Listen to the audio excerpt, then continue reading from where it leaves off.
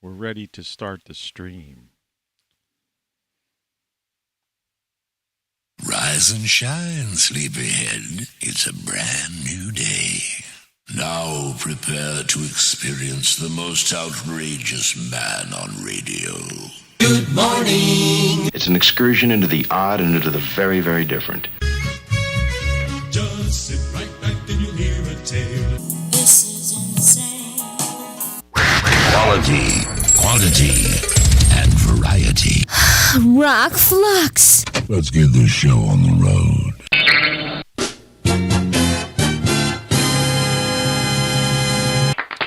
Thank you very much. Thank you Okay. very much. And thank you, Tattoo. Here's... You know, friends, before I start this show, I want to do a quick little shout out to a brand new website that you could find on the internet. And the name of that website is Presque-View. And it's spelled Presque space VU, Presque-View. You'll find that on the World Wide Web, as they call it. It's the internet, apparently. It's getting very popular with the young folks and the old folks at old. And I understand the geeks and the nerds are also into it. So don't forget to check out Presque-View, Presque, I think, View. But later on in the show, or maybe perhaps even right now, I'm going to do that right now. I'm going to go to a new window, and I'm going to go to YouTube, and I'm going to look up, well, actually, I see it there, and I did spell it right. It's called Presque-View. So I hope you saw that. Display capture off. Anyway, just a quick announcement there from one of the voices inside of my head. It's something inside of me that I just can't control. Really funny. Yeah. Okay. One of the many voices in my head. Last night I had a dream before I woke up that there was like two people, and I was like two different ages, and somehow they had to converge. But I don't exactly understand the why, where, or what it was all about. It was very strange. My nose isn't running, but it just feels like...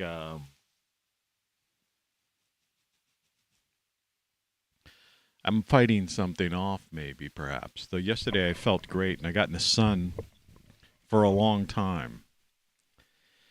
This show has nothing to do with the inner workings, and workings is spelt wrong. But do you really need that I after K before the N? Not really. The inner workings of your android body. Tony Caravan Live. You know? Do you know what that is? You're listening to Tony Caravan Live. I'm all out of my almond milk, and all I have left is a little bit of oatmeal. So I better hope that EBT card gets filled today. Otherwise, I'm eating pasta, gaining 2 pounds a day until I get back on my salad routine. You know, Robert De Niro, who I despise. I think he's an idiot, especially with all that stuff that he did, under the last administration. But he was asked once, he did a movie about I think the fighter Rocky Marciano. I think it was that guy. The guy who Rocky wasn't really based on, but, Rocky, the fighter, Rocky, I don't know. He might have loosely based it on it, but I don't think so. Rocky Marciano was like kind of a strange character. Tell you the truth, I don't think I ever watched the movie Rocky Marciano in its, the movie with De Niro in its entirety. But I remember reading an interview, and they said apparently what happened with Marciano is at one point he gained a lot of weight. I can relate to that because that happened to me, and I had it on for a while, and then I eventually took it off. And they asked this idiot De Niro, they said, well, how did you do that? How did you gain all that weight during the course of shooting this picture and then take it off or whatever? But how'd you gain all that weight? And he said, I ate pasta every day. Right? It's weird. I had pasta yesterday because I'm out of salad. And it's like I gained 2 pounds, even though I was outside in the yard working yesterday. Just a little bit of tidbit there from, movie trivia, whatever. Anyway, it's, Weekend weather. this is more for me than it is for you, but apparently, and I'm waiting for my weather app to make sure it updates. I think it might be updated. It's currently 55 degrees in my area, but it's going to get like cold tonight down into the 30s, and it's going to be in the 30s for the next 4 nights. The daytime high tomorrow is only going to be 45 degrees, and it's going to be like rain with maybe snow showers. And then the daytime temps are going to get back up, but then it's going to get into like by next Wednesday, rain and 48. But yesterday in my backyard, it was like 70 degrees outside, but back there it was like in the spot where I grow my stuff, it was like 80 degrees. And in my greenhouse, it was like 90. If you go to my Instagram page, you can see pictures of that.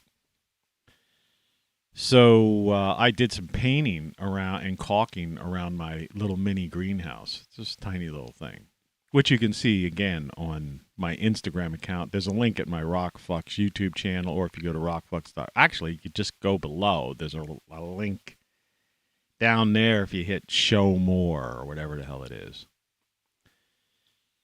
And so I'm assuming that since it was 90 degrees inside the greenhouse, and I was doing that around 11 or 12 o'clock, noonish yesterday, we got rain last night around 8, maybe 7 or 8. But I think if it was outside temperature in that spot was close to 80, high 70s, and the inside of the greenhouse was like 90 or close to it, that caulk and that paint had to dry, right? Before the rain. It was exterior paint. Right? I hope anyway. So anyway, I don't know what the weather's like anywhere else in the United States. Excuse me. But that's Weekend weather. that's the weekend weather here anyway. So Oh no! yeah, oh no. That means I'm gonna be upstairs filling buckets at some point today, and it looks like there's a lot of rain in the forecast. So that's that. The title of this show, title 2, is they are culling the herd. Good luck, my friends. And the first, whatever you call it, chat I put up is methinks they're starting phase 2. Beware, beware, and beware. And if I'm having trouble talking today, it's because I think that those labs they found over in that place across the sea, far away across the sea, I think that's where they were cooking phase 2. Because remember, they were so sure that there was going to be another one and it would be worse. And I think the first one was a dry run. And if you thought the last 2.5 years were bad, imagine what's happening. Man. So you better get your android body in shape. Sometimes on this show I talk about the gallbladder.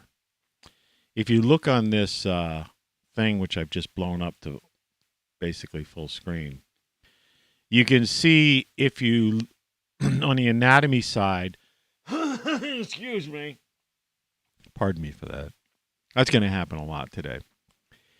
You can see that on the third over to the right part of the anatomy section, that green thing, that little sac, that's the gallbladder. And then if you look down below on like kind of the bigger anatomy view with the big liver, you can see that's tucked underneath the liver there. And that's where you get gallstones in your gallbladder. And those ducts, right, that go into the small intestine. But you can see that those ducts are like, it's not like they're tiny or they're big. They're kind of small. They're kind of semi-big. So it would seem that you might be able to pass one would hope. I tried to fix both the sound and the color today, but I didn't waste a lot of time on it. I slept a little bit later today because I think I got the cat a different brand of food. Well, I can't take credit for it. A friend of mine did. Now, we haven't figured it out completely yet, but I also got some of these chews that prevent or that are, you give them to your cat for a week on or a week off or something, and they prevent like crystals forming in their, we're talking all about anatomy of animals and humans, I guess, here, but that's not the whole show. I don't know. Who knows where it's going to go? But it makes them, basically clears their urinary tract. Put it that way. Friends, you got to make sure that the plumbing within your body is working to its fullest extent. I think one of my personalities is coming out. And don't forget to visit on that internet World Wide Web Bresk View. There's some fantastic stuff on there. And it's just done by a wild and crazy guy, an incredible human being. Somebody, I just wish I could shake his hand right now. And by the way, thank you for those 2 little sound bites you sent over. They're much appreciated. And I'll tell you, and the wife, she likes them too. Don't you, honey? Okay. Yeah. Anyway.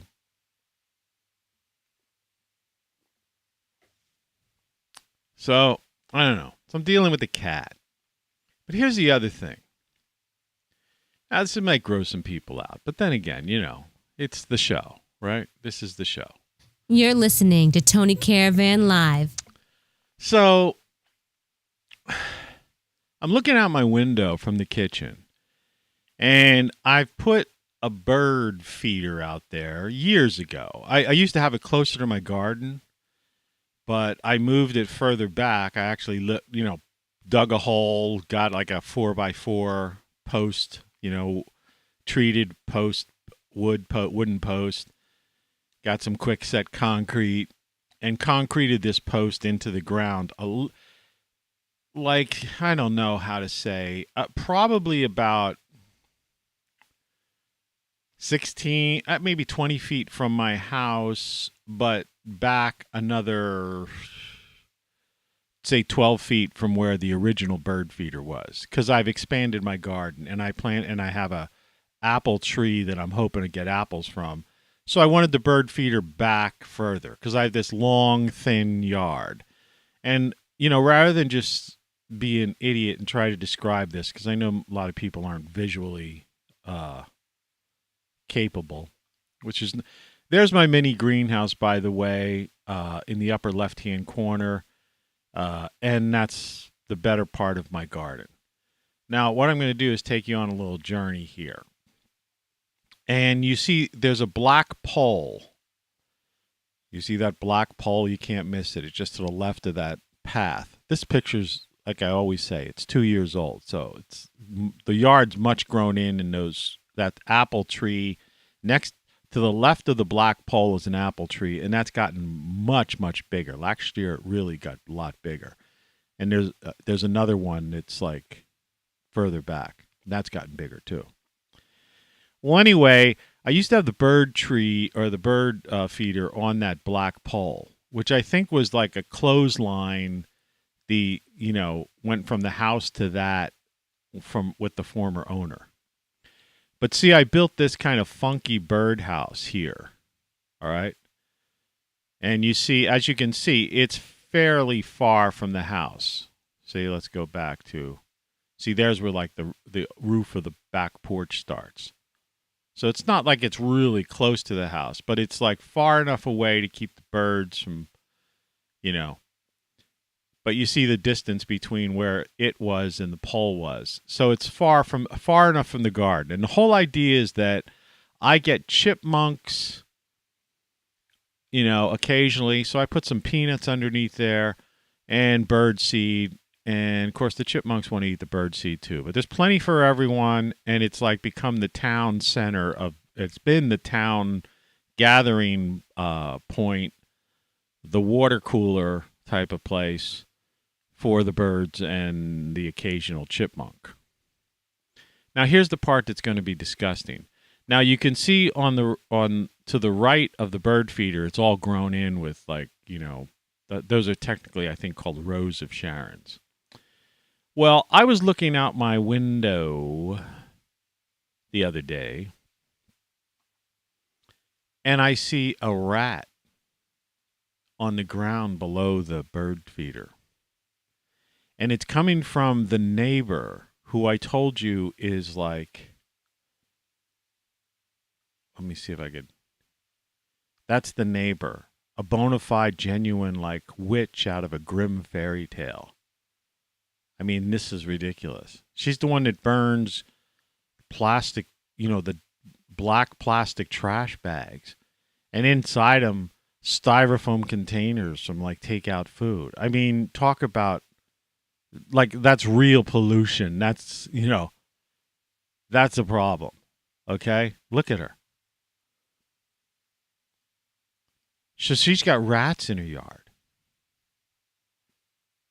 And so I saw them climbing under the fence, coming from her yard, and like trying to forage some of the fallen bird seed that, the birds eat, and they drop, they peck at stuff and it falls onto the ground. That's what the chipmunk goes after too, like the bird, And I saw two, and at one point I saw two, another one. And I saw one like standing on the pole on its hind legs thinking, can I get up there? I don't think they're too good at climbing, though, like, vertical limp things like that. So yesterday, I did some research, and I found a whole list of things, and I think I may still have it here.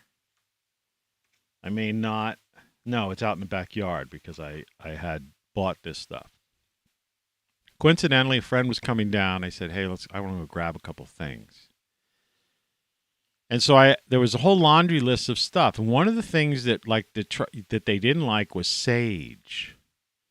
And I just happened to have grown a lot of sage last year. So I still had these like tall sage, like stems with the sage leaves still on it that still had the scent of sage on it.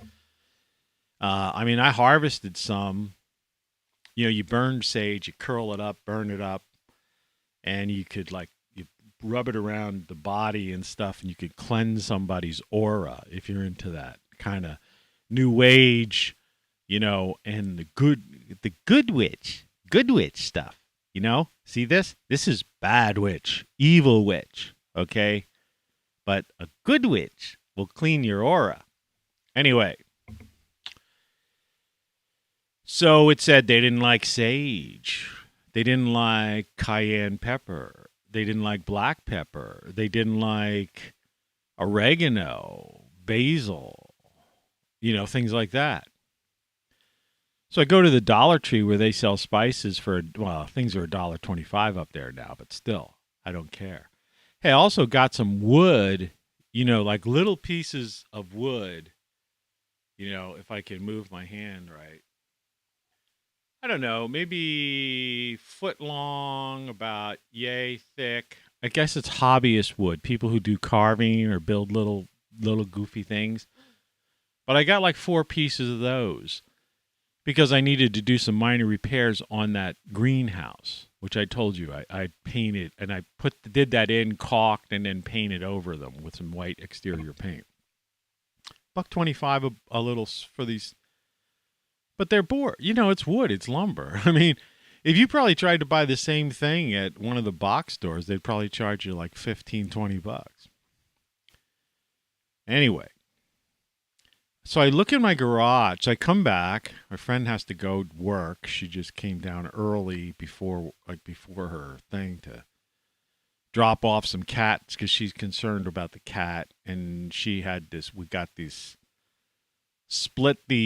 urinary tract treats that he really likes. He gobbles them down. And this morning I noticed there was a nice bit, he did what he had to do in the litter box. So anyway, so she comes down mainly for that. We take a quick drive up to the Dollar Tree, which isn't far from here, so it's no big deal. I got her a few things out of in return for her coming down. And anyway, so I go out in the backyard because it's a beautiful day. Yesterday was like one of those, you get them now. It's, the normal highs in my area are in the daytime are usually in the 40s, and it could get into the 20s. So it's kind of nice right now. Though we've had the cold, the past several winters have been the coldest winters on record throughout the world, despite what they're still lying about climate change, But, let them, so be it, If, they don't realize they're culling the herd, what are we going to do, right? Inner workings. You don't need that eye. You don't need the eye. It's inner workings. So anyway, I go in my garage and I realized I still had a little bit left over of some of that fast-setting concrete in the bag. It was buried underneath some plastics and stuff, I guess, to keep dry. I think my garage is a mess. It'd take me like days to just clean it out, and I'd need to get a dumpster to throw the stuff in. Anyway, so I mix myself. I throw that into like one of those 5-gallon type buckets as something so I could stir it in. I mean, I didn't have that much of it, but I had a fairly amount. And the hole where the rat was coming through the witch's fence, which is near the bird feeder, is clearly defined. It's this big hole that rat easily gets through. So I mix up this quick set concrete, which has like, little, like rock pebbles in it, small stones and stuff, so it's the sturdy type of stuff. It's not a big hole, that big, but big enough for, And so I, mix it up, the right consistency, and I put it into this hole, deeply, and then around both sides and in front of it, and to seal it up. And this stuff sets up real quick. Like it sets up in 20 minutes. It dries. Well, concrete cures, as they call it, but for practical purpose, layman's terms, it dries in about 2 hours. Okay, and the longer it sets, then the longer whatever. And rain, like the fact that it rained last night or something, the concrete likes moisture. If it gets too dry, it's it could affect. It's better to keep it moist as it's curing. So anyway, and then on top of it, I placed a flat, thing of sage, and I still had concrete left in the bottom of this 5-gallon little container that I used as the mix. And I'm walking along the fence, and any place I see a potential for a boring hole or something, I plopped down some concrete, with a rock or next to a rock or something to just fortify that space. And laid another, I'm going to call it like laurel leaf, but sage, stem with some leaves on it in that area. And then I took a container of cayenne, pretty tall spice container of cayenne. I had a pretty big can of black pepper, right? And I like sprinkled that all along the fence line, and the pepper and stuff. And I figure it's a pretty shaded spot. So even if it rains, unless you get some kind of driving sideways rain, that spice is going to be good for a while. And it only costs $1.25, and you could go a pretty long distance with the cayenne lime.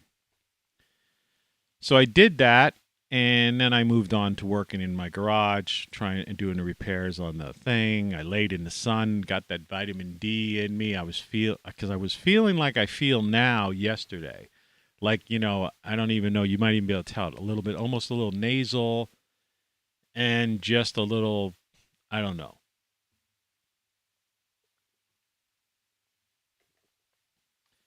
Like, phase 2. They might be pumping that stuff out. So I'm telling you, folks, you better beware and take care. Because this is craziness, man. We're in Psychoville, and it's called the planet Earth. All right? The whole planet's Psychoville. Right? It's one big ville of villains. It's a ville of villains. And the New World Order is an organized crime syndicate. All right, so that's that. So I'm outside for a couple hours. It's great. It was a nice day, I'm getting sun. I'm not wearing a game over hat or anything weird like that. I'm just, getting the sun on my head, my face. Sat down on my lounge chair for about a half hour. It was like actually baking. It was 80 degrees back there in the sun. That's why my garden grows well, because it's south facing. So as the sun crosses the sky, I accidentally turned the sun off, by the way. That, you get, the garden gets sunlight all day long, right? Almost from sunrise to sunset, except for the witch's house that kind of blocks it. There are witches. There are witches. There are. Never let a good Star Trek reference go to waste. I don't want to really push the Star Trek button, but I will. Hey, Scotty, there are witches. There are. You remember that one? It was on the original series. I forget why there were witches. Anyhow, so all in all, it was just a nice, relaxing day spent by myself in solitude. Thursdays the doctors aren't in. So, there was nobody on that side, and the witch wasn't around, it didn't seem. So I didn't hear any fumbling over on the other side of that yard, which was good. And there was no didn't have any burnt tires being burned or whatever, smell coming. So I was just listening to some music because I have outdoor speakers, so I was listening to some music and just fiddling about, I finished that thing, feeling good about myself that I think I plugged that hole. Maybe they'll go towards her house and, try to find some food. Anyway, everything's said and done. Several hours are over. I'm outside. I decide I'm going to go back in the house. I'm done for the day. I go in the kitchen, and I'm washing my hands at the sink. And the way it works is I don't have a sink that faces the backyard. My sink faces, because I told you this house was built, is a Dutch colonial house. And it's in my book. Well, kind of. I mean, I don't have, my house isn't as luxurious as this. Let me just hit this thing out of the way. Where is it? It's in the beginning. Watch out for these things too. And I was ahead of my time. I was talking about, I get this thing. Look at this. There's a map here that actually shows, all the things you need to know about or you don't want to know about. It's pretty scary. Anyway. And I wrote this book a year ago. Look at the lighting. I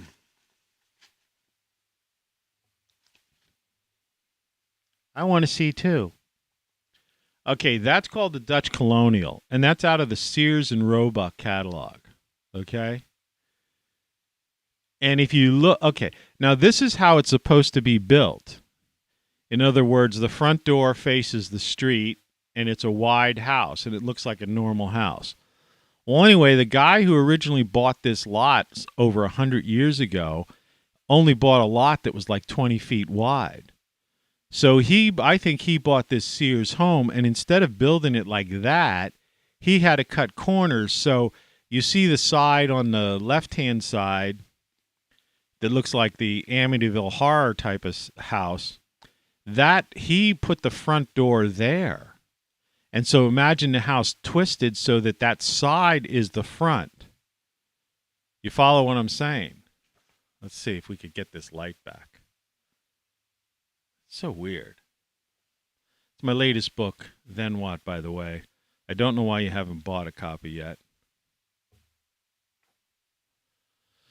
Anyway, so, in other words, my kitchen doesn't face the backyard. My kitchen faces nothing. There's a window above the sink, but it's like a window that faces this like space between me and the witch's house, right? Which is like a walkway I have, which leads to my backyard. It's my property. So, but if I look to the left at the sink, I have a window that I can see out the backyard and have a clear view of the bird feeder. Okay? And, and I had the screen, of the window opened and, anyway.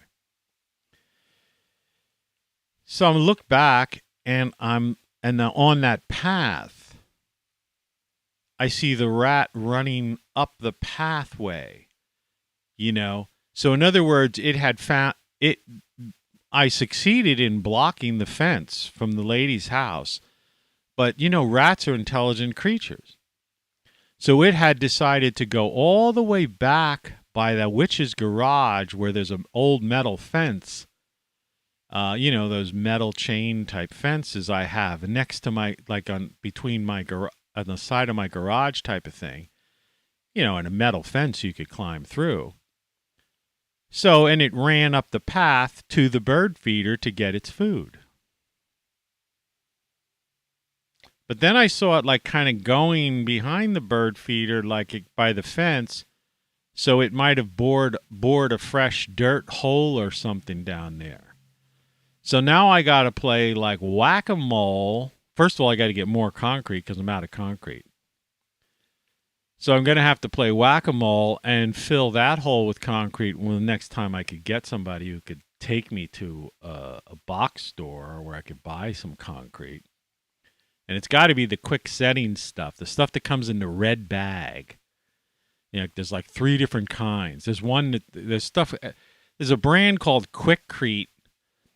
But, that's not, if you buy the yellow bag of Quickcrete, that stuff sets up, it could take 24 hours to set up and stuff like that. I want the stuff that sets up real quick and then cures at a faster clip too. It's got something in it that does the thing.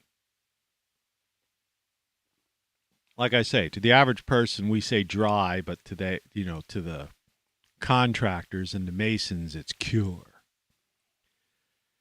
So I got to get that. That's not happening right away. Then I'm going to have to build some kind of... Rats aren't really good at climbing vertically. So I'm going to have to get some boards 1-bys. And the price of lumber is expensive. So I'm going to have to put something that's taller than a rat. So I might need like couple rows along the base of that. It's going to have to be treated wood. And I'm going to have to go down into the dirt. So I'll probably have to put some concrete down there too. So that I have to completely block it from getting to my side and force it to seek, nourishment, on the, on the other, go in another direction. It's either that or I have to, trap it.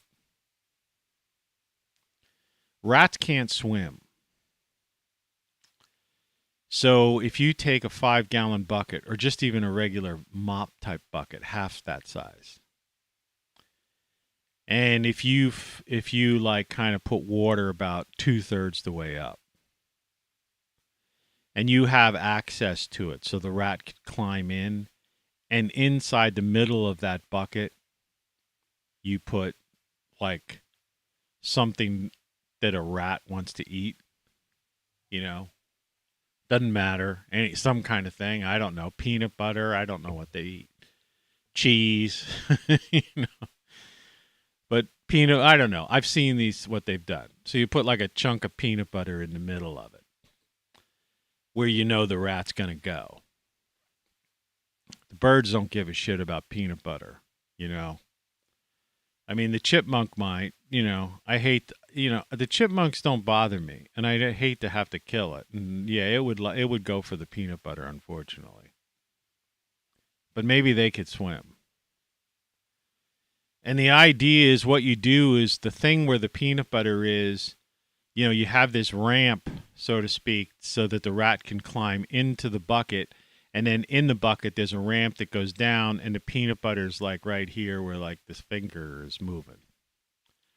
But along that ramp, you put like Vaseline or liquid soap or something stupid like that. And so, like in a cartoon, the rat loses its footing, gets caught in the water, and rats can't swim, and it basically drowns. It's an inhumane, in rat main way of getting rid of rats, which I don't really want to do because I really don't care. It's all because of this sewer work they've been doing on this street to begin with. That's how I ended up getting bugs in the first place too, because of these guys. This just poor sewer thing. You would think that they know a thing like that, right? Like before they begin the sewer thing, you think when they open up the streets or in the sewer that they should put down some kind of like rat poison, you know what I mean? Or something to drive them like down and out. You know what really?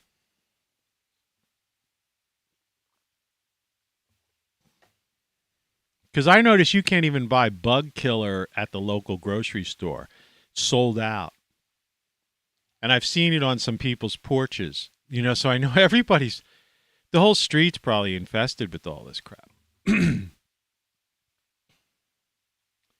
So I got to add that to my list, right? Getting rid of a rat or 2 rats. And where there's 2, if it's a male and female and stuff, it's, then you've got a family, and those things are like rabbits probably, So this has to be dealt with. And I don't deal with that witch lady, and she has no idea that there's a rat's nest in her backyard. And she should, and that's where she should put like rat poison or something and kill them over there. Anyway, it's just one of those things. But yeah, so I'm coming down with some kind of like cold, more or less. I don't know what it is. I haven't really been, like I said, I've been out a couple times, but it's not like I don't have the thing or anything because I've been immune to that. And the people I've been around, nobody has it or anything anymore. But I haven't, but the cat had been waking me up for about a week straight with all these problems. And me dealing with the stress of all this stuff. And so I guess I haven't been 100%. So despite the fact that I've been eating well, like extremely well, vitamin, mineral wise, this lack of sleep and stuff has like kind of allowed me to be a little bit weakened. And it just so happens I'm in between my food allowance, so to speak. And so what I should be doing is really upping my intake of super healthy food. Instead, yesterday I had to eat like freaking pasta. I weighed myself today and I was like up 2 pounds. And I'm trying to like keep at a consistent weight for health reasons and just in general, just personally. Anyway, You're listening to Tony Caravan Live. that didn't take a whole lot of time, but that's an update on what's going on with me. Hey, it's me. How you doing, man? I'm doing, kind of okay. Okay for me. There's always something. I mean, no, that's an incorrect statement. I take that back. There's always about 4 or 5 things, So, yeah, it's whack-a-mole, wacky world, no matter which way you look at it. I solved one problem. I haven't seen a bug in the kitchen since I got down on the hands and knees and cleaned everything and moved stuff upstairs now, unless they discover the upstairs thing. But, it's like I managed to like deal that. So there's no bugs in my kitchen, but my bird feeder's getting like the neighbor's rats are coming under her fence into my yard by my bird feeder, eating the bird feed scraps. See, it's okay right now. I really don't, it would gross and scare some people out. I don't really care at this juncture. It's just that once the garden starts growing, that garden food is going to be the real treat. And rats carry germs and the fleas on the rats. That's what the plague was from years ago, was not the rats themselves. It was the frickin' fleas that are on the rats. In case you didn't know that, quick medieval history lesson. So, yeah. So I do have a month or two to solve this problem, and I will one way or another. But, in that time, there's probably going to be a birthing, so who knows how many little tiny ones. I want to get these things clogged while they're big. I just got to deal with this anyway. So it's another thing on the list. It's hard to get well when you are stressed. Stress creates something called cortisol, which is like negative to your body, including that gallbladder thing that's on that thing. This show has nothing to do with the inner workings. You don't need the I after that K. You don't need an I there. That's workings, right?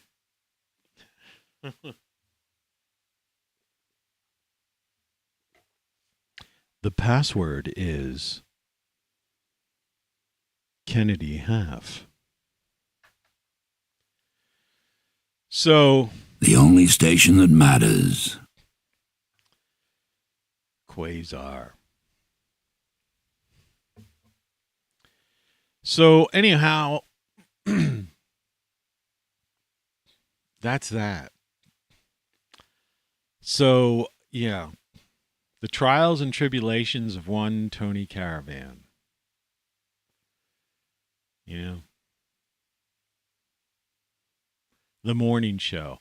5:50 a.m. Eastern Standard Time on the 19th of March, 2022. What the heck were they doing with all those labs over there? Right? Biolabs. They're all over the place, man. What are they messing with? And the other thing I can't figure out? Like, what's with all the nukes everybody's got? Right? It's like that Prince song. Mommy, how come everybody's got the bomb? Right? Remember that line? Whatever song that was from. But there's this great live clip of Prince doing this medley of songs on YouTube. I'm trying to think of the songs that he does. Hollywood Swingers, Hollywood Swinger. It's like a medley of songs, and it's like Prince, and he comes up, it like rises up with these two girls from the center of the stage on one of those things that like just comes up from nowhere. And he's playing guitar, and it's this funky stuff from, Play That Funky Music, White Boy is actually the first song, and then it goes into Hollywood Swinging or something like that. Look up Prince live, Play That Funky Music, all right? And check out, and those two girls, he's got two girls behind him, just all they're doing is dancing. They don't even sing it. Right, Prince is a real character, and then and he's got his like singers, soul singers off to the side, and a great frickin' band. I mean, and Prince was a guitarist extraordinaire. I mean, he's one of the best guitarists. He was one of the best guitarists out there. But yeah, you want to check something out. Like again, too bad I can't play it. Because I'd take a break right now and just show you that. Then this would really be a cool show. But check it out, Prince. Yeah. See, my mind is sharp because of all the stuff. There's a high intake of, all these foods and vitamins and stuff. Sharper than it was before. I would never have been able to recall that, like a couple of months ago, if I wasn't like, really into this super health food. But these bugs that they're throwing at us. And if you allow yourself to get like in a weakened position, such as like sleep deprivation for a week, then, your immune, it doesn't matter how much of that stuff you've got in you, your immune system, like my immune system's fighting it off. But it's like, it's going to attack you. And that's why I'm saying beware, and beware. Because their plan, I'm convinced, is to cull the herd. We're approaching 8 billion people on the planet. If we don't already have it, because who could count the world, right, population? Who, they can't. They have no idea, right? It's like the U.S. They don't know how many people are in the U.S. I saw something on YouTube yesterday. They were saying, Biden's all worried that there's 170,000 people ready to cross the border. And it was like a clip from some news thing, right? That the person, whoever was talking about it, which I hate that fact that they always got to, show some old mainstream thing, like as if that's the justification that it's really happening. Why don't they just, be your own news person? Okay, I'll either trust you or I don't trust you. Integrity is a judgment, judgmental thing. You choose whether you believe what I'm saying or not, right? Whether you think, you look at me and go, I don't know, the guy, he's wacky, but it sounds, what he says is he's making a good case, and I think it, it resonates with me. Anyway, so I'm watching this, and they're saying Biden's got 170 people are like gathering at the border to come in. And then, the Biden administration is in a, tizzy. But didn't 2 million people come in last year? And weren't they flying them caught with like Veritas and these other people and just, average citizen journalists caught them with cell phones at airports? Right? Bringing these people in the middle of the night. And then they've got that one guy who works for Border Patrol guy. One of the guys from the plane was talking. They caught him on camera, like he didn't know he was on camera. And he said, you have no idea what the government is up to. If you knew, you would freak out or something like that. This is a guy, like a DHS guy or Border Patrol, whatever that other group is that gets rid of people. He goes, you have no idea what they're up to, what they're doing. So it's like, 1 million people came in last year and like they flew all these other people to cities all around. You don't even know. they're in your town. And they were never checked. They never took a little cotton swab here or up the nose or anything. You don't know what these people, they're not in. Talk about getting, inoculations. These people didn't even get their smallpox vax or, whatever that thing Roosevelt had, What did Roosevelt had? That was funny. It wasn't funny. It was sad. I mean, he was like in a wheelchair, but like through his entire presidency, like they hid it. The only thing we have to fear is fear itself. Franklin Delano Roosevelt. The only thing we have to fear is fear itself. Polio vaccine. He had polio. And the thing was, nobody even knew. They would like hide him.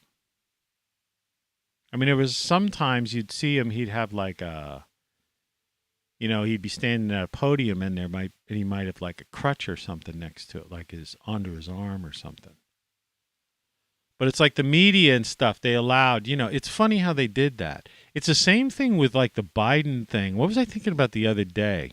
Oh, the call. Biden had a 2-hour call supposedly with that Xi guy, the communist Chinese party leader, Xi, right? Who's going to attack Taiwan sooner or later. 2-hour phone call. Remember when Trump had a phone call? Somebody would like leak it, right? Or whatever. Or it'd be like, somehow the press would get hold of it. It would be news. And I watch, and so the news people say, and President Biden had a 2-hour phone conversation with President Xi of China. It's uncertain exactly what they discussed. What do you mean it's uncertain what they discussed? You basically had the whole freaking transcript of what Trump said to the Ukrainian guy. Right? When he congratulated him, right? As Trump said, it was a nothing conversation. It was a good conversation. It's like, and that issue's gone. I'm the only guy even questioning it. Nobody's gonna ask about that. I mean, isn't that crazy? Don't make me angry. You wouldn't like me when I'm angry. I'm telling you, this whole planet is Psychoville. You have to get out of your mind the idea of Ville. Ville now means planet. We're living in Psychoville. They're culling the herd. Mommy, how come everybody has a bomb? I don't know. I might have to pull that clip out. Find that song. I don't even know what song. I'm not sure what Prince song that is, actually, that's in the middle of it. But anyway, I think they're going to cull the herd. I think that the hell we've gone through in the past 2.5 years, it was a warm-up. And people are going, oh, no, man, nothing could be as bad as that. No, you watch. Why did suddenly, even in my town, why did suddenly all the signs disappeared from all the stores? Even my grocery store, you need a mask. Dollar Tree, all these places. Just suddenly, one day they were there, one day they're gone.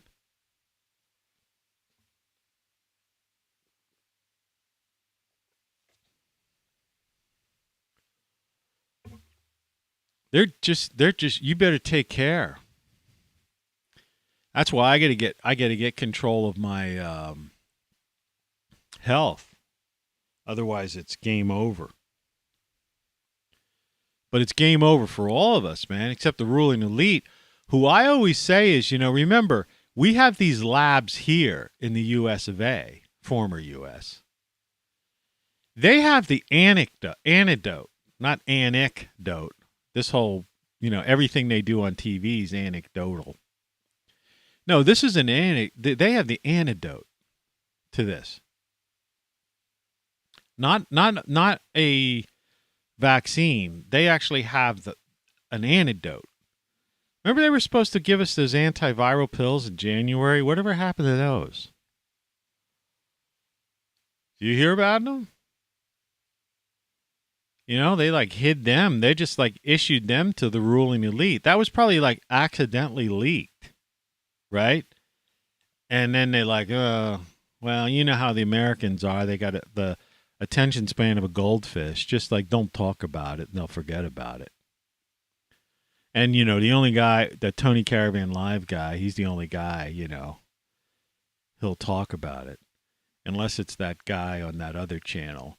Don't forget, friends, to tune in to Presque View. That's PRESQUE space VU, Presque View on the World Wide Web. Don't worry about either of those guys because we've got them like beyond shadow banned. Nobody's going to listen to them.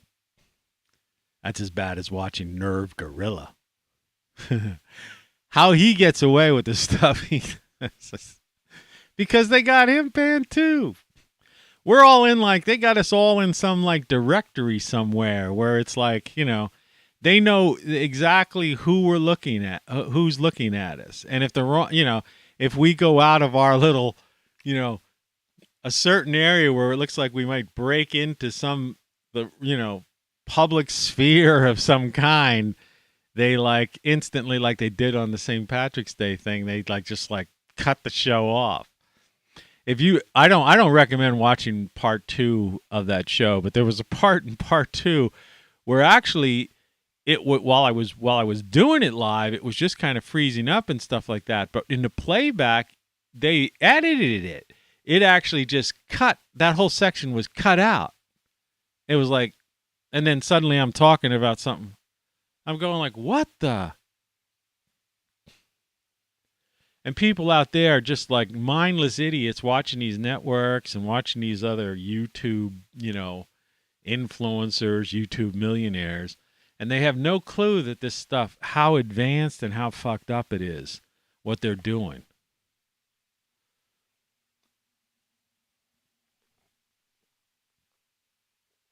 They're culling the herd. There's no reason to have all of these labs everywhere. There's no reason. You know? I mean, isn't that why we have the CDC? Right? And like, what is it, Fort Detrick? I think at Fort Detrick they have like, you know, some, you know, and I'm sure there's a couple other secret bases where they, you know. So, you know, it's like the military has its research into bioweapons, and then we have the CDC that's basically researching into stuff for the general populace, right? And okay, granted, you might have one or two other, you know, maybe university-based or research centers in some, unfortunately, in some big pharma place or something that's trying to come up with, you know, researching some kind of thing that will help with a disease or something. Okay, fine. But what's this idea of why are they all over the world and all over the place, and why is the U.S. funding them in like China and Ukraine? And those are just the two we know, right? Are we funding them in South America, Africa, Southeast Asia? Like where else? Other European countries, right? You know, somebody in France has no idea that there's, you know, some apartment building next door to them is, you know, sub level 2 is like, you know, some bio lab. You know, somebody could accidentally come out with something, you know, in their purse or something that, you know, or on their clothing or something. It's, or intentionally, you know. They're culling the herd, man. They're culling the herd. And all we want to do is we just want to be happy. We just want to be happy and healthy and have fun. It's like, what's these people's problem? Right? What's their problem? I mean, it's evil. It's Occam's razor. When you rule out every other possibility, right? Every rational, every logical, everything that makes sense, you're left with one thing. These people are downright evil, and their intention is to cull the herd. And if you don't know what that means, and you don't feel like looking it up, it means they want to basically reduce the surface population of human beings.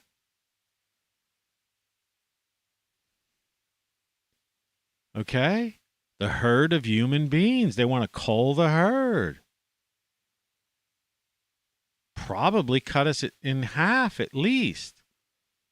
I think they're on the verge of killing 4 billion people.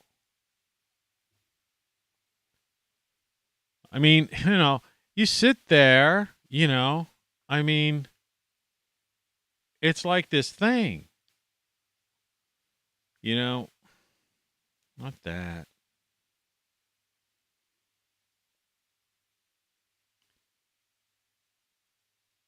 People, you sit there, you're in for one big surprise.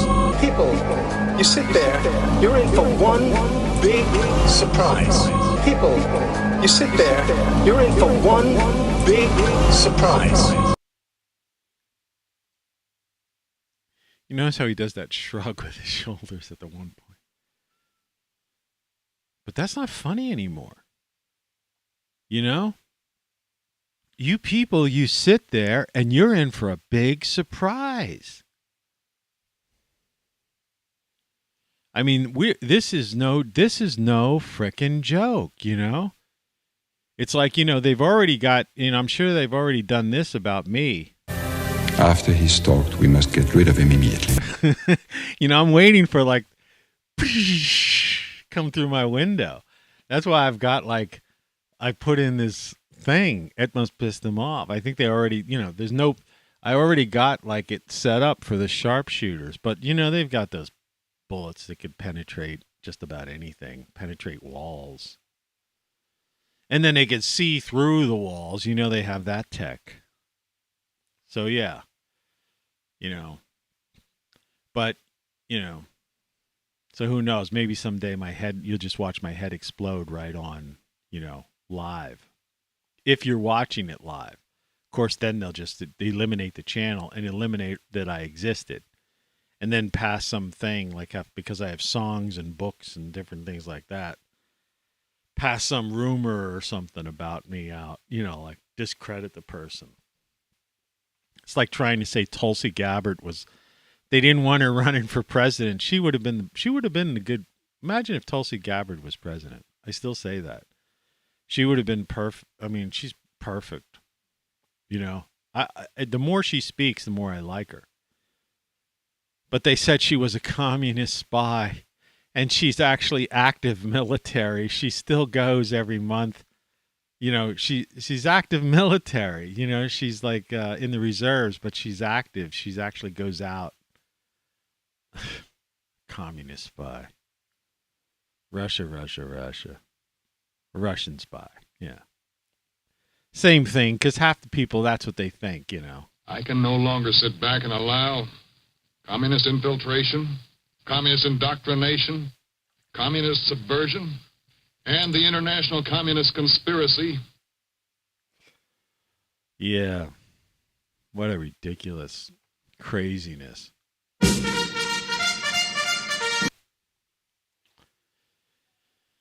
Yeah, it's like I say, it's Psychoville. And I'm playing whack-a-mole in my own yard. I wish there were moles. Ugh.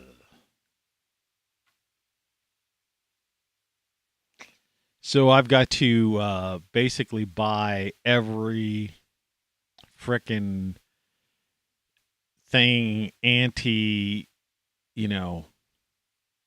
viral, antioxidant, super thing to just kill everything, but not to kill. So you never want. Antibiotics are the worst things of all, because antibiotics, they kill your microbiome, and that's what basically will help cure your thing. So you've got to get foods, all the high foods that won't harm your microbiome, but foods that will like kill off anything else in your body, through the natural order of things.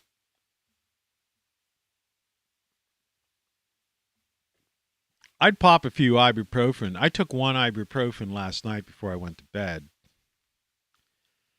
But I don't like to take them because, as you can see with this anatomy picture on the screen, they're no good for your liver or kidneys. And I know that because, well, I've had kidney operation, and they talk about that. And your liver, it's like they're just ibuprofen. It used to be a wonder drug, but I saw a doctor, and again, I'm not a doctor and I'm not a medical professional, so everything I'm telling you is just a live action role playing game as far as YouTube algorithm is concerned. I watched a YouTube video with a doctor, an MD, and it was a discussion. It might have been a discussion between two doctors. Sometimes there's a couple of doctors who have like podcasts, and they have on a lot of times out of their guests are other doctors or nutritionists, somebody involved, somebody like that, which is real fascinating stuff. Nothing better than getting an MD who's well educated in nutrition and inquisitive, running a podcast, and he is on as his guest a nutritionist with like a couple of PhDs in all these various areas, of nutrition and understanding, diet and what food as medicine, put it that way. It's like that guy Mark Hyman I talked about, like he's an interesting guy, and I showed you his website. But anyway, this wasn't him, I don't believe. And they were talking about I don't know if it was the American Heart Association or something else. And like I say, don't quote me, and I'm not a medical professional. I'm just telling you stuff. This is stuff if you want to go down through the rabbit hole and check this out if you're interested. And whomever and whatever the situation was, but it was all current. They were talking about current paper. So some kind of paper. I don't know if it was from one of that journal, but it was some study done, substantial amount of people, it wasn't one of these tiny studies, right? And they were talking about the risk factors in taking, the idea of the daily aspirin as opposed to, like when I went to, there was a time, I went to an electrocardiologist for about a year or two, almost 10 years ago. And they put me through stress tests and all that stuff, and they said, you're fine. Your heart's fine. You got problems, but your heart's, don't worry about that yet. But at that point, she gave me, it was a woman, and she opened up a drawer and she gave me like a handful of bottles of baby aspirins. I happened to have like a carry bag with me that day. And she just gave them to me. She said, take one of these a day. Because that was the thing 10 years ago, 5 or 10 years ago. Take a baby aspirin a day for heart health. And now they're saying that, they're not saying not to do that. And like I say, you want to check this out, don't listen to me. Don't stop taking it if you've got your doctor told you to do it. All right? But ask your doctor. And the discussion was one to the point where they were saying that, you have to weigh the risks versus the benefits. It's that risk benefit, thing with a lot of stuff. It's like same with foods. It's like when I would talk to when my doctor who did when I had this big kidney stone, okay? And they had to like get that thing out, blast it out of me and stuff. And at the end I said, well, what about these oxalates? See, because kidney stones are called, basically pretty much if you do research or if you had gone through this or know somebody, they have these lists of foods that are high in oxalates that form these stones. And they're the healthiest foods around, like spinach and stuff and broccoli, it's like, whoa, wait a second. If I stop eating those, I'll be dead, or I'll be like, I might as well go on the McDonald's diet, right? And so I asked my surgeon, in an appointment, I said, well, what about these oxalates and stuff? He said, and it was like risk-benefit thing. He said, no. He goes, broccoli is like been, in some studies, has been proven to, not proven, but has been, has shown that it actually has anti-cancer benefits and things like that. And obviously spinach and these kinds of things are very healthy for your body. But see, you have to weigh the risk versus the benefit in anything. And like I said, ask your doctor about that, right? And don't trust the internet, because the internet's full of bullshit. That's why sometimes I will watch a YouTube video, but when I watch a YouTube video, it better be such and such MD, speaking with such and such nutrition PhD, right? From reputable place like the Cleveland Clinic, Johns Hopkins, Harvard Medical, Cedars-Sinai. You know what I mean? Maybe the Mayo Clinic, though. I'm kind of like got my questioning the Mayo Clinic since that guy was comparing the thing they're trying to put in everybody to to what you get when you get a rusty nail in your foot, right? Tetanus shot. I mean, that guy, I don't know. I hope that guy was fired. But be that as it may, the point of the matter is, unless you're hearing it from an MD, and somebody who's directly involved, it's like I always say, ask your pharmacist. I always ask my pharmacist about things when I hear something from somebody. Because, your friends always have advice for you, right? They advise you. And they're sure and certain about it, right? Just like the internet, you look it up, but you never look up the second site that contradicts it, right? And we've done that so many times on here that it's not even worth even discussing further. The internet's broken, it doesn't work, and it's full of lies, right? And it's the same with people.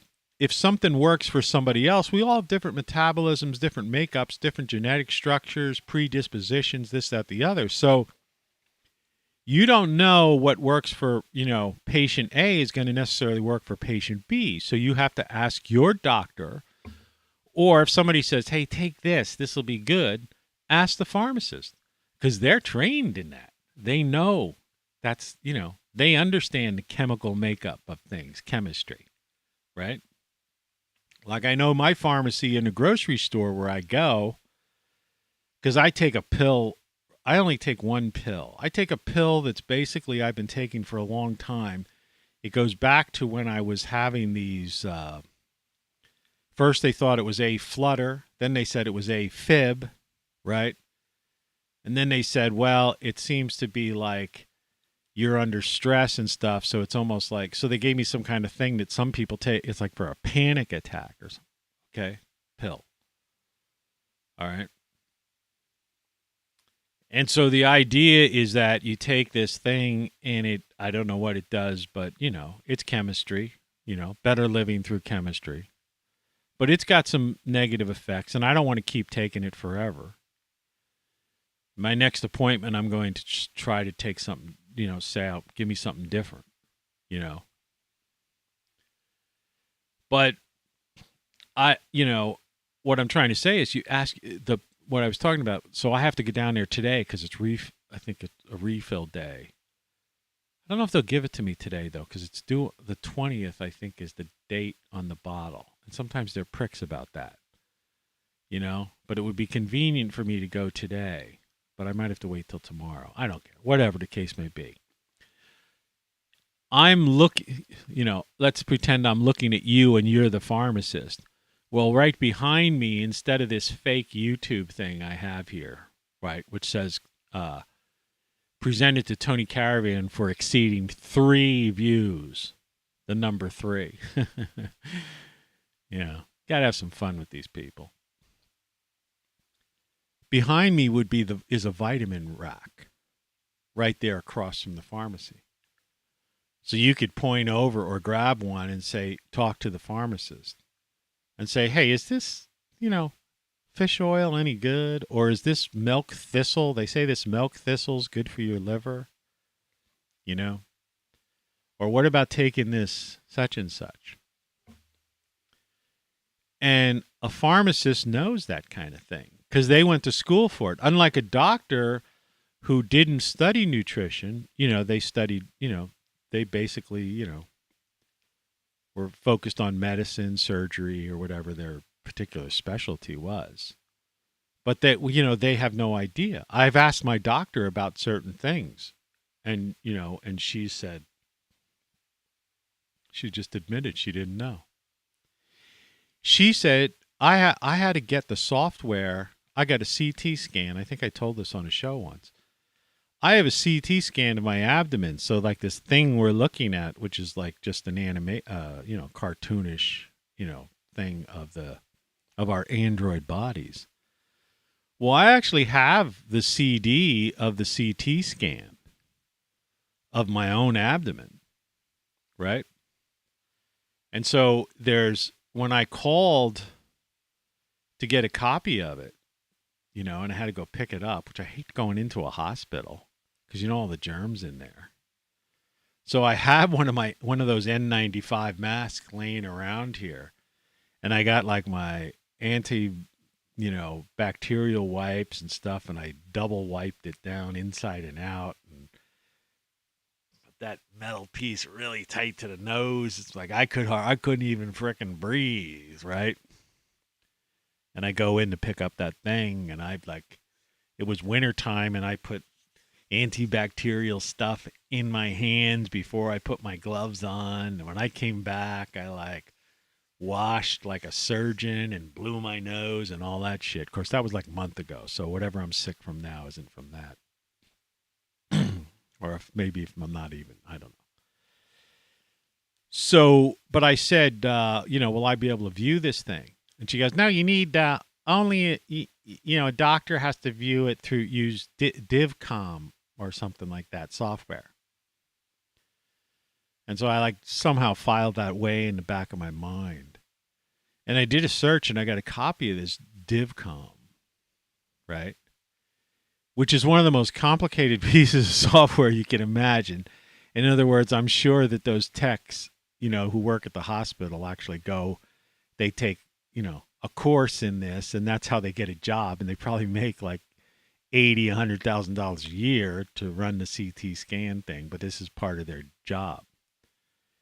It took me multiple attempts, multiple hours each time to finally get the view to focus in on the gallbladder area.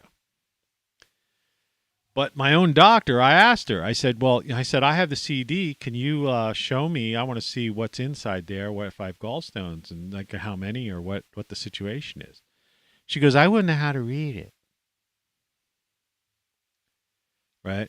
And I've already asked my previous doctor, who was her husband, who retired. She's better than he is anyway. And she's a good doctor, I got to admit. I don't want to take anything away from her. She's very knowledgeable, put it that way, about as far as an MD is concerned, general practitioner MD. But, she's honest and forthright about not being specialist in certain things. And I already asked her about, particular, vitamin or a particular something else to take for a thing. And she said, I would, I don't know. I couldn't tell you. She's honest about it. And so when that happens, you have to ask your pharmacist. And if you don't otherwise ask, you find a nutritionist, a reputable nutritionist, somebody who is somebody who's like multiple PhDs in nutrition and stuff, who's like, sometimes you could find there's some doctors that are, that also are nutritionists too. You'd be surprised. So, there are, doctors are starting to lean into that area because they're realizing, like I said, I don't know if it was Hyman or not, but this idea that food is medicine, and it just goes back to that old adage, you are what you eat.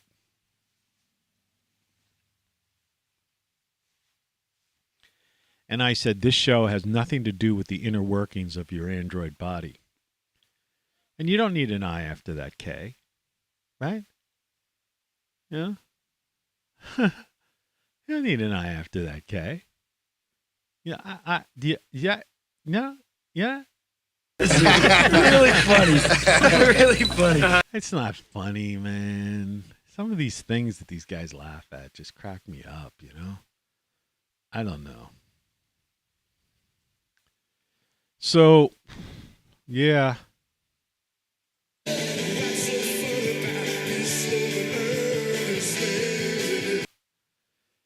Yeah, what's so funny about it? We're way beyond the point of peace on earth, I heard somebody it was almost laughable. Somebody was saying the reason the Arctic was melting faster, there was a study. Because of these climate change wildfires, which wildfires have nothing to do with climate change. But that the blackened ash that has, somehow made its way up to the Arctic, these specks of like ash, right, somehow have gotten on the snow and are melting the Arctic at a faster pace. And that's going to accelerate climate change, global warming, the heating of the planet, and the melting of the Arctic. They've been talking about the Northwest Passage. That was like, Al Gore was talking about that, almost 20 years ago, 15 years ago. If you watch his movies, I think he had a follow-up. Everything he said, basically everything, was wrong. It's just like that UN IPCC got caught with those emails and stuff. But they're still putting out revised reports and stuff like that. But they're totally contradicted. It's like in medical journals, or not medical journals, in peer-reviewed journals, about, the causation of, of melting of various places around the Earth. Like, they found in parts of Antarctica, it was actually geothermal. It was from, magma in the Earth that was like heating up areas. And in other parts of actually the ice is thickened.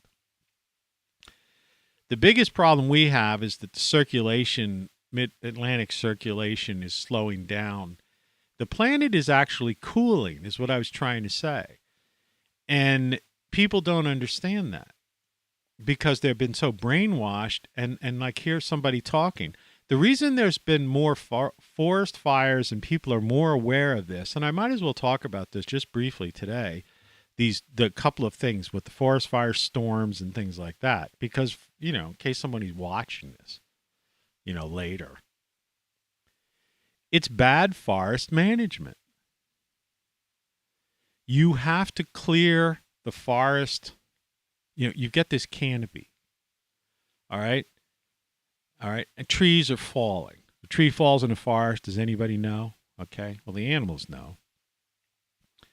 But anyway, you have all this like leaves and all this down dead trees and stuff.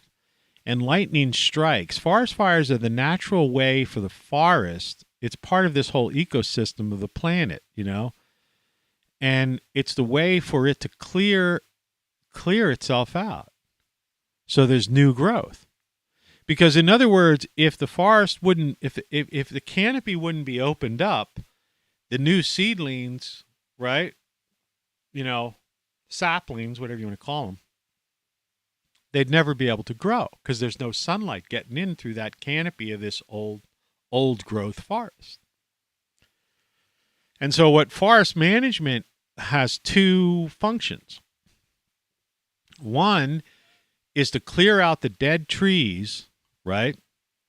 So you can open up the canopy and allow these saplings to grow. And so you have new growth forest.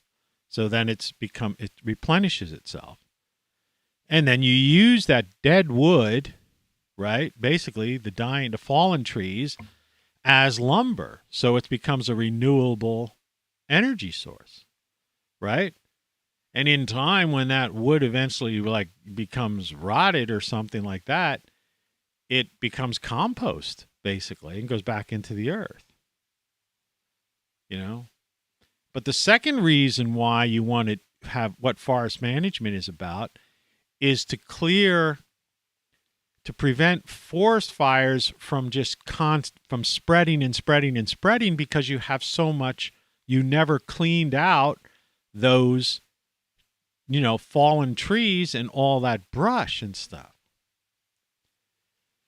And I guess the third reason why people are aware of it is the one that we'll get into why hurricanes and tornadoes are, seem like people say, oh, there's more storms, more deadly storms. Well, yeah, the reason why there's more deadly forest fires too is because people are just, building these log homes or these architectural wonders in these forested areas where they never were before. And so suddenly it's like all these, well, there wasn't a development. Nobody ever developed that particular part of that mountain before. That used to just be a forest. So now you got all these people and it's a tragedy. And it truly is a tragedy. But the point was, with proper forest management, lightning is going to strike. The number of lightning strikes on a daily basis is ridiculous. I mean, let's just look at this. Properties.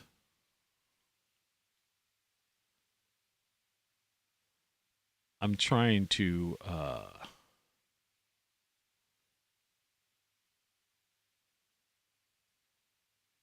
I had this thing set at one point. Let me just do something quick here.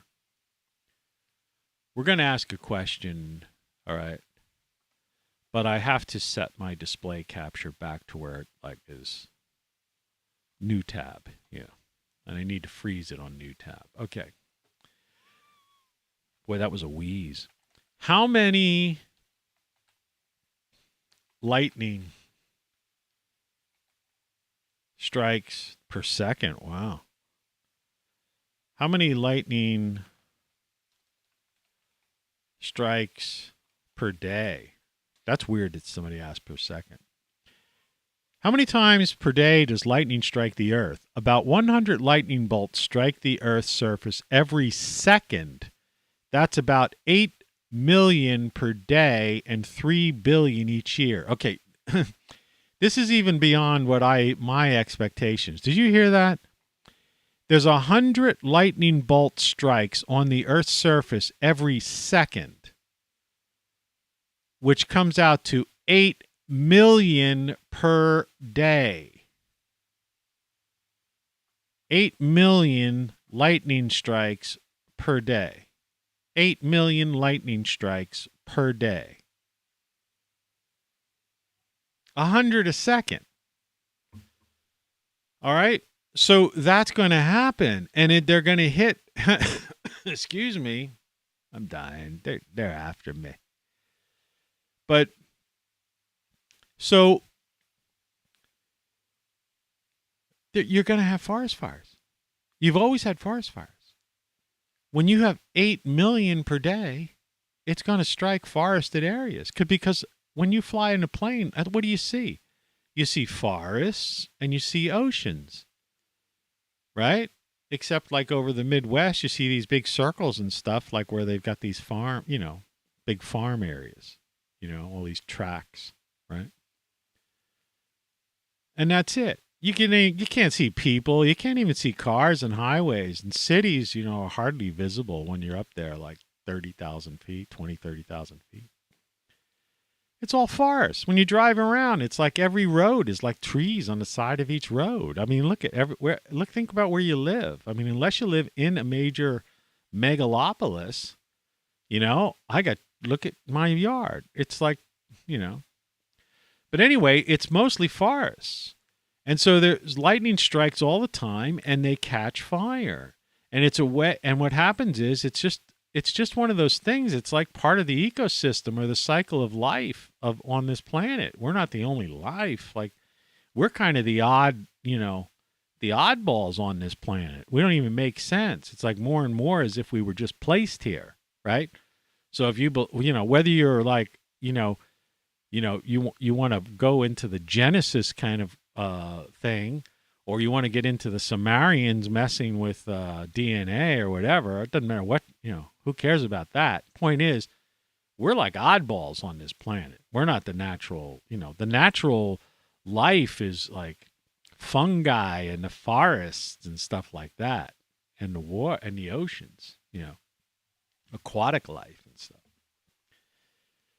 So people have moved into these deeply forest areas, and the states are more concerned with the politicians enriching themselves in their own special interest and getting reelected than they are in spending just a few paltry, tiny percent of their budget, which they squander away, on forest management. Yet their own citizens have built developments in these areas and they're collecting taxes from them. But, these people end up dying in a forest fire. And then everyone's, it's climate change. It's like, no, it isn't. There's 8 million lightning strikes a year, a day. There's like billions per year, a day. Lightning is going to strike and lightning is going to cause forest fires. But if you have proper forest management, it's not going to be one of these like forest fires that just last for a month or so. So that's number one. We've populated areas that normally people didn't live in. 2, and they just burned and nobody died. Nobody knew about it. It's like the tree falls in a forest and nobody knew it happened. They knew there was a forest fire, but since nobody died, no neighborhood was affected, blah, blah, blah, it eventually burned out. Okay? Well, that's not the case anymore. You got people who are living these places.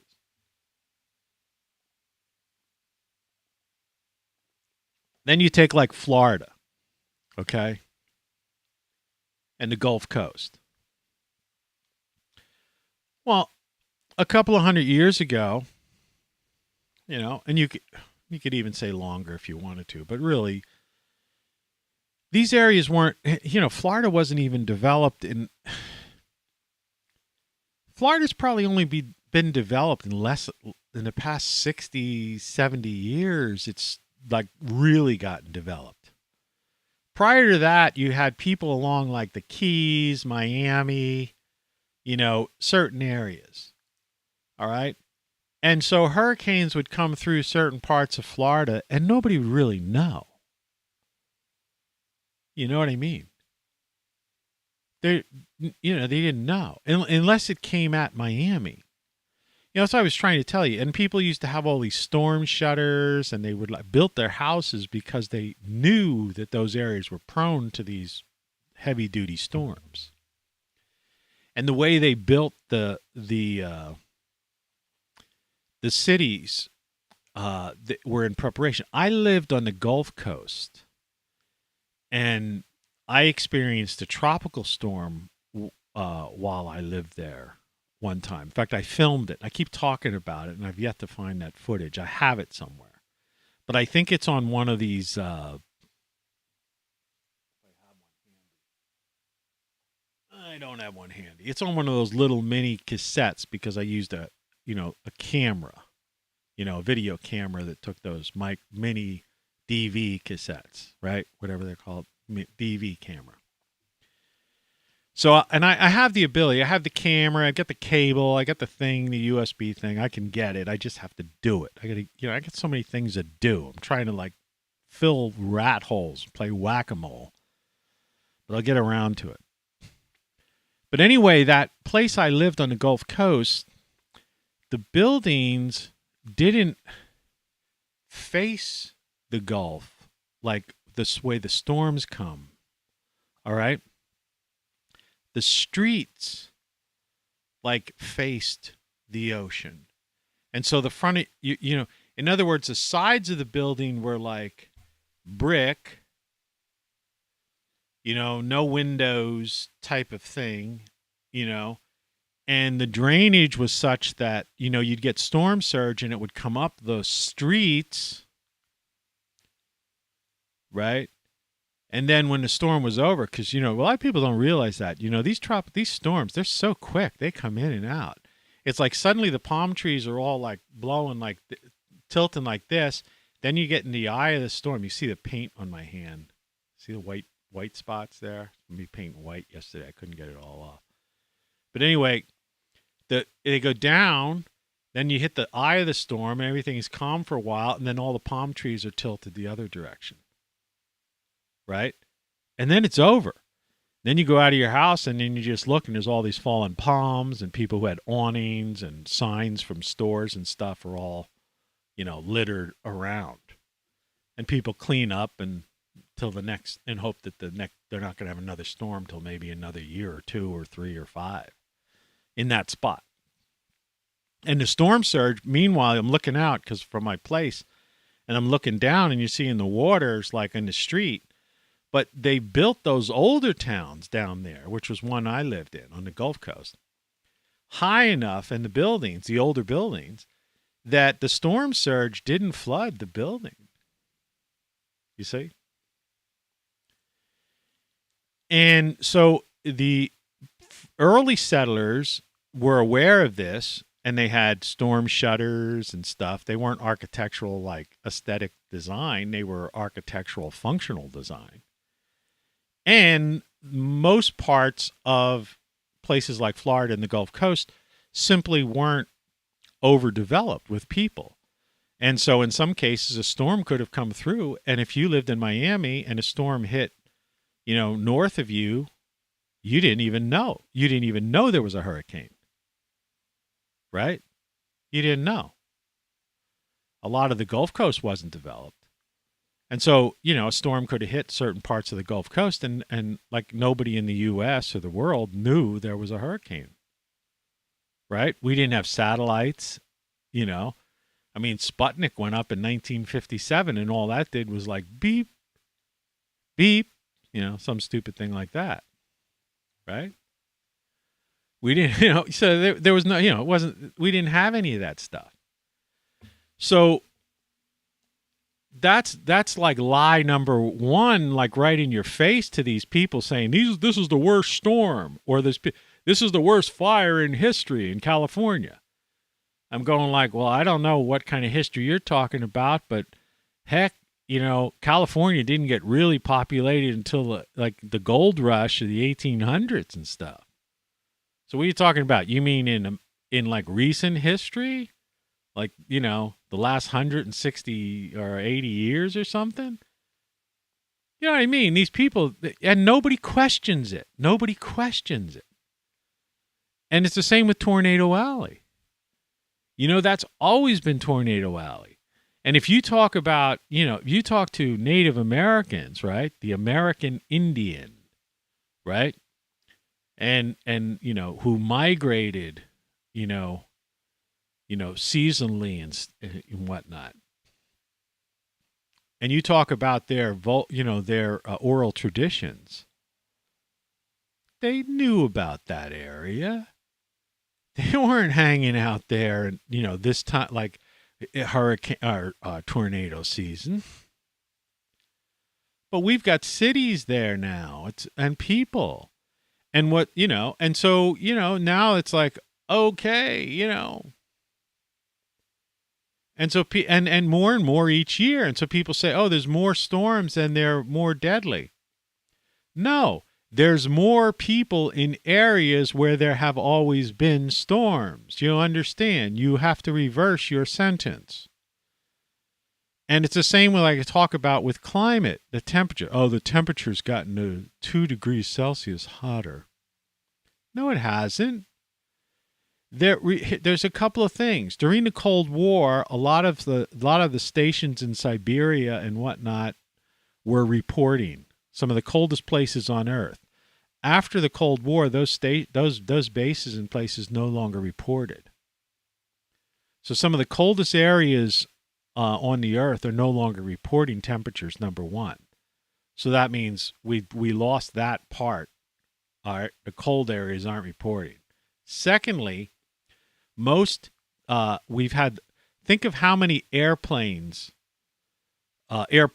have been built, and how, flight has gotten out of control, like from the late 90s into the 2000s, the past couple of decades, say 2 or 3 decades. Airports have expanded, planes have gotten bigger, tarmacs have gotten bigger. I mean, even where I live in this former industrial town, I'm on the edge of it. When I first got here, they were expanding the airport so that they could so that a jet could land here. Prior to that, all that you could get was a propeller plane, those prop things, smaller planes, or like a real small private jet, I guess, could land here. But you couldn't get really anything like even close to a small commercial aircraft here. So they expanded the thing. And you're saying, what does that have to do with anything? Well, the tarmac is black. Okay? All right? Jet engines give off immense amount of heat. There are more jets and more airports and larger airports than there were in the 60s and the 70s and even in the early 80s. Where do they take one of the primary sources of where they take the weather, like the temperature from? Wind, temperature, all that kind of stuff. Those weather stations are set up at airports. The reason they're set up there is because basically they don't want to duplicate efforts. They're primarily set up because they want to know the conditions for landing and taking off and stuff like that. So the airports have always had sophisticated temperature, have gauges. In the early days of the internet in the 90s, you used to be able to tap into those stations because I had a webcam and I was able to put in whatever, KX, blah, like some kind of code. It was the station and it would plop up on my, it would tell the time and I could have the temperature, whatever. And it was coming from like some airport, the nearest airport station. That's what was reporting it. That's what I was like, you can't do that anymore, I don't think. But you used to be able to get their HTML, basically pull it, right? And the second place is in the cities, right? The big major cities, major markets. Now, what are major markets? Are big skyscrapers with black, right, tarmacs in effect, streets, big tall buildings, HVAC systems, high concentration of people, vehicles, right? And they create their own, nobody argues with that, create their own temperature. A city is always a degree Celsius or so hotter than the country, just like airports are.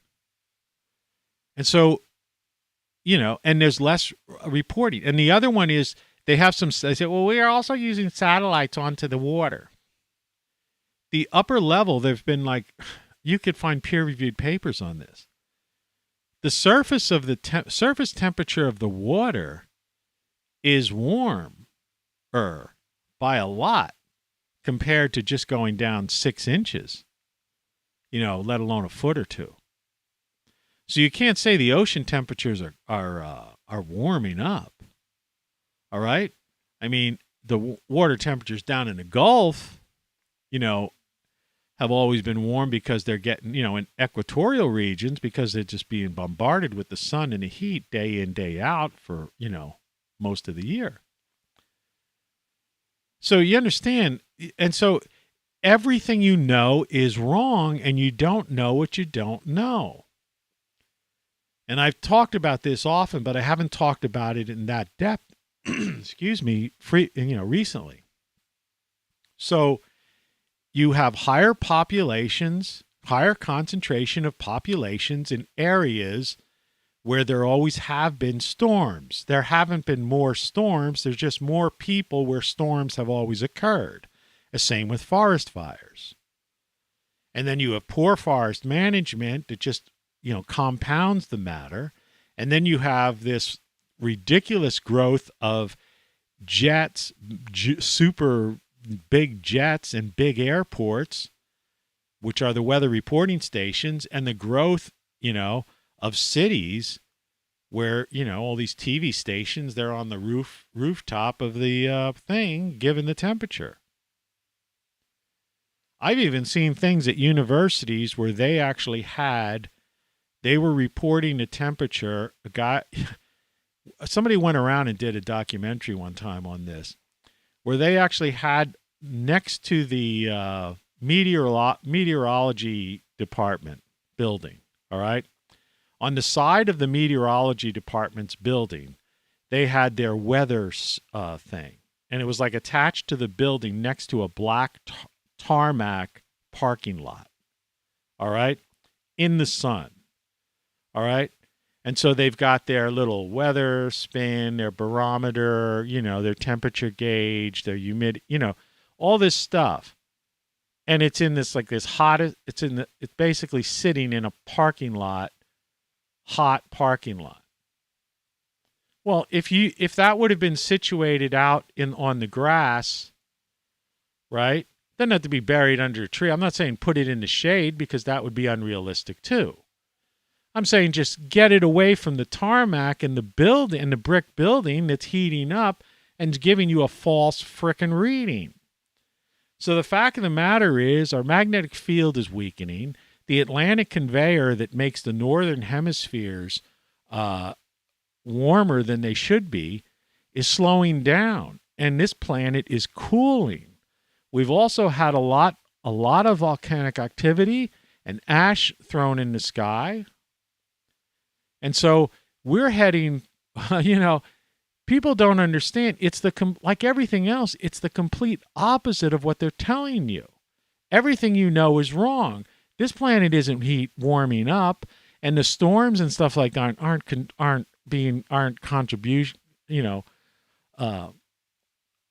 contributed to by some kind of climate change. It has to do with basically primarily activity and solar cycles, all right? Yeah, I'm definitely going to have to up the vitamin intake today. Well, anyway, that's just a little brief thing that so many people have drank that Kool-Aid that it's pathetic. And I've talked about it so many times, it's ridiculous. But yeah, take care of yourself. I think they're trying to cull the herd. And I think all of these things, these fear-mongering things that they've been throwing at us, right? War on TV, right? 2.5 years of the plague. I think they're going to throw another one at us, right? Climate change, right? It's like they're trying to keep us all in a constant state of fear, and, to release all of these things that basically cause stress on our body, and stress kills us and makes us sicker, because they're one way or another, they're going to cull the herd. And whether or not they're going to, it's through directly, they're poisoning us through food. We know that we lost 2 years of our life expectancy because of, for no reason other than, I guess, things that the FDA approved. Just look at the side of your cereal box or your processed food. So they're killing us that way. 2 million people a year. Like I say, 40,000 people a week are dying of things that are either treatable, preventable, or curable. That's a CDC statistic. Well, they don't talk about the treatable, curable, and preventable, but the statistic is over 2 million people a year die of these various things, right? Heart-related diseases, type 2 diabetes, these things are all preventable, all right? People need not be dying of these kinds of things. And cancer, has like totally up to over 600,000 people a year dying of cancer. What the? Right? And like I said, there's over 2,000 people, almost 2,000 people a week are being murdered in this country. And we're worried about things going on overseas. So they're killing us, and they're letting these gangs run free, these criminals run free. They don't prosecute it. They let that Smollett guy out. They let him serve like couple weeks or a week or something like that, right? I mean, criminals, it doesn't matter, high profile, low profile, no profile. They don't care. People are coming over the border. They're not checking them out, but we got to get like checked out, every frickin' 5 minutes practically. So, they're killing us with the foods. They're killing us with their drugs, the medicine drugs. Their pharmaceutical. Big Pharma is killing us. Big Ag is killing us. Big Tech is killing us. Who knows, how much radiation, the cancer rates are so high. Who knows how much is floating around in all these Wi-Fi signals and 5G and all this shit that's coming through us, right? Right? And then they're throwing diseases at us, and they got all these biolabs all over the place, and they're, being funded by our taxpayer dollars. It's like, what the? You take the best, brightest minds, you put them together in a brain trust, and you figure out how to cure something. Not how to make $100 billion by keep the thing going as long as possible, right? Put me in charge of a thing. I'll put a team of doctors, chemists, biologists, virologists together. We'll cure just about anything there is. Considering the state of the art of the computers today, the state of the art of biology, chemistry, right? Medicine. Give me a few mil. I don't even need $1 billion. Give me 10 million, $20 million. I'll put a team together, and in 90 days, we'll take care of half these frickin' things. They won't do that. They'll waste more money on that. They're sending that much money to give bombs to Ukraine. Instead of him just getting on, what's he talking to the Chinese communists for? Who's going to attack Taiwan any day now, and already took over Hong Kong? But I guess that's okay because he's a communist, right? No, why he should have had a 2-hour phone call with Putin and basically said, let there be peace on earth. I mean, for crying out loud.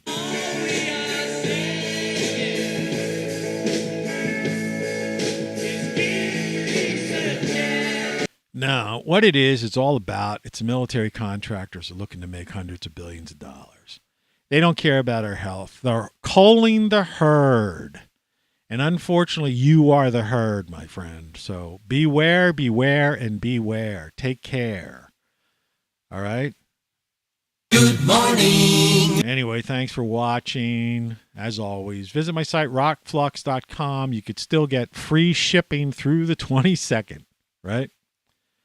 And there's links on ROCKFLUX to my books, the shirts, the hoodies, the hats, and all that kind of crazy stuff. You go to those sites, just like fumble around and figure it out. There's more than meets the eye when you go to those sites. You'll find things like, aprons in there and bumpers and stickers and all kinds of weird stuff. And if you get my books, get the print version.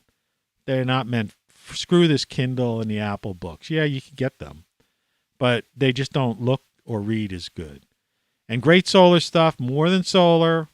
You can get battery, power backups that you just plug in your house or your car, charge them, and they're ready. If the power goes out, you got power, your neighbors don't. All right? You can just plug stuff in there and charge your laptop or whatever you want. Anyway, if they don't take me out, I'll talk to you soon. Cheers.